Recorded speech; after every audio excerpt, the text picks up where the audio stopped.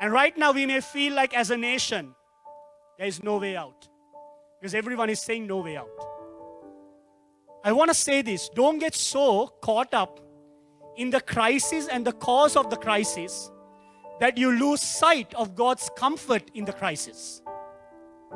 Don't get so caught up in speaking curses and condemning everything that is going on in our nation and going on in our nation that you lose sight to speak a message of comfort and blessing upon our nation. Because while the people of Israel were in a crisis because of their disobedience, because of their failure, because they had rebelled against God, God tells Isaiah, comfort my people. Say there is comfort for them. The war is going to end, it says. The war will end, the battle will end, the struggle will end. And I want to speak over our nation. Not just over our nation. If you as an individual are going through some crisis, you in your marriage, in your family, you're going through some crisis. In your job, you're going through some crisis. I want you to hold on to God.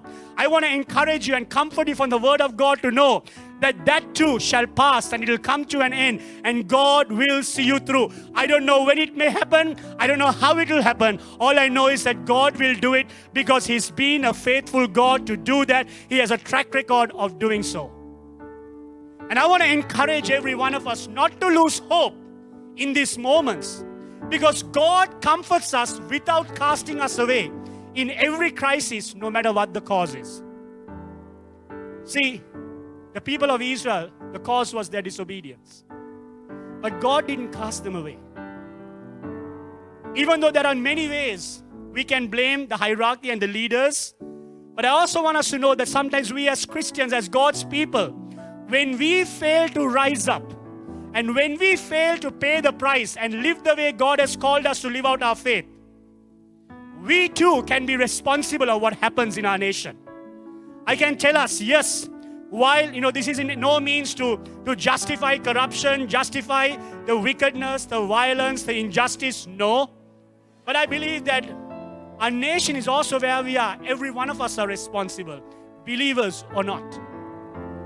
But for every one of us, even personally, it's so easy to sometimes shift the blame on others and us taking responsibility as well.